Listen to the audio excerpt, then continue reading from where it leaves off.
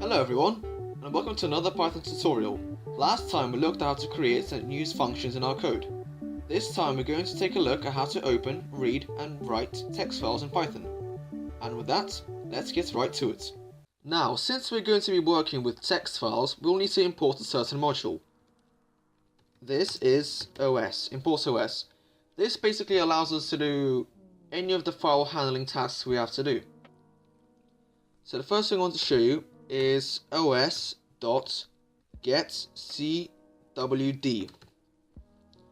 This basically gives the path location of the file that I'm using right now, which is lesson5.py. So if we print this, we should see that it should print my path for the file. Okay, and here it is. That is the path of the file which I'm using. And you can also convert this into a string and manipulate it. So let's say we were to make a variable called a, and that's what we call that. os.getCwd. So we can print this multiple times.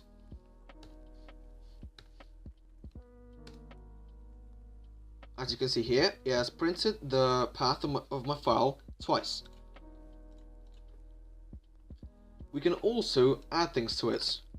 So we can do a plus and just any old string, so hello, hello, blah blah blah, you get it.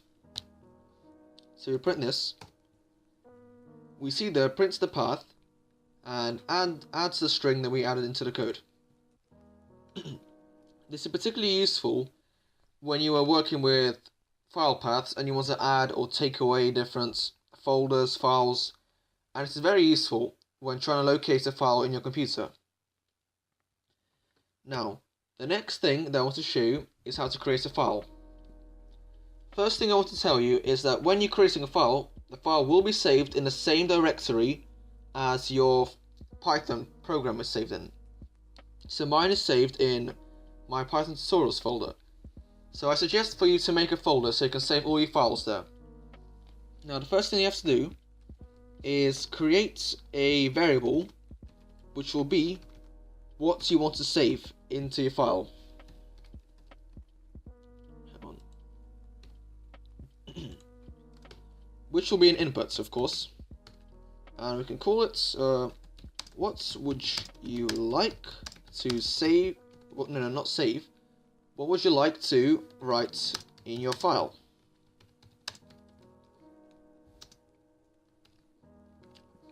So that's saved. And now we have to create a file name, which is also a variable. So file name, which is also an input. And what would you like to call it?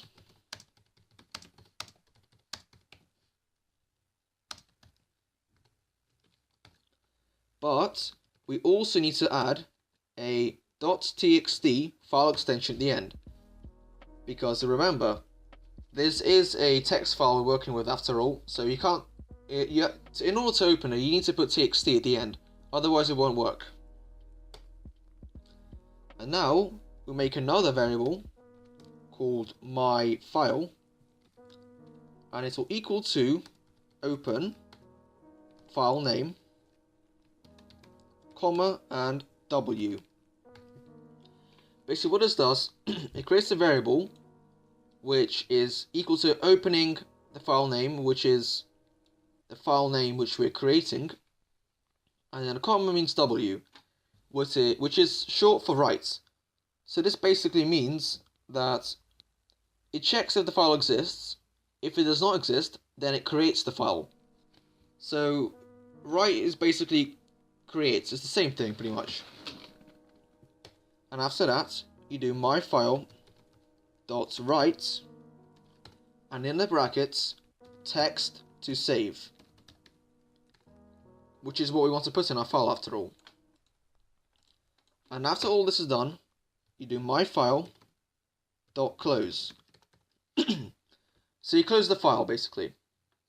You've opened it, you have written to it, and now you close it. If you do not close the file, there is a quite a chance of corruption, so always remember to close the file. Now, so that was creating a file. Oh yeah, and I think I told this before, I don't remember, but if you put a hashtag in your code, it is basically like a note. So when the interpreter is reading the code, it just skips over it. It does not read it, it is only for the programmer to read. That is if you're sharing your code on the internet, for example. Now the next thing we want to do is open it. I mean, why would we not want to open it if we created a file? So let's put that here. And now we need to make another variable called user file name. Keep in mind that you can name this whatever you want. It really doesn't matter. Which is also an input.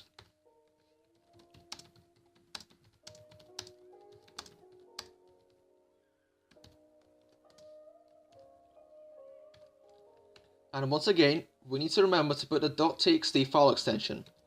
Otherwise, it will not open it. And as simple as that, all you have to do is os.startFile and just copy this variable in here. We're wrong one. Here. So let's check this out. Okay, what do I want to write in the file? I'm just going to stick with hello world. And let's call it text, because I have a great imagination. What's happened here then?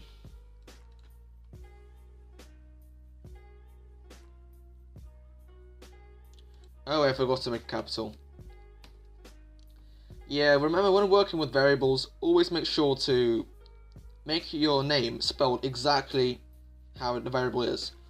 Otherwise, these stupid mistakes happen, like with me. So now it should work. So, hello world. And call it text. And now, what file do I want to open? Now, I have to type in the exact name of what I called it, so text. And now, here it is. I open a file. So that's pretty neat. Now, I'm going to teach you how to open a file in Python, but then print its contents.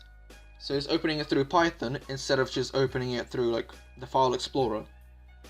So let's make this one called reading a file. Okay, so when reading a file, the code is pretty similar to creating a file. So you make a variable asking for the file name, obviously. Then you open it. Now, instead of putting a W like in creating a file, you now put an R, which is short for read. So, unlike W, if the file was not found, it throws an error. Because W, if it doesn't find a file, it just creates it. But for read, it doesn't create it, it just gives an error. So that's the only difference. After that, you make another variable called text or whatever you want to call it, and you do f.read, and then that's a string text, a string variable. So then you print it.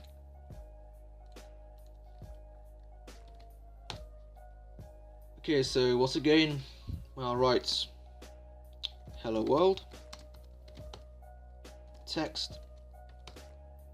So it's open now, and now to read it, you should do text again. And here it is. It printed the contents of my file. Now I want to show you where the file is actually stored. So let's go to my desktop, and it's stored in here in Python tutorials. And as you can see, where the lesson is, so is the file, text.txt. So that's it, that's pretty much all there is to know, well the basics anyway, of file handling. I mean, normally I give a challenge, but there isn't much I can do with this topic, so I suggest for you guys to play around there yourselves. This is very useful if storing small amounts of data, as it is much simpler to do than creating a database. So with that all, farewell.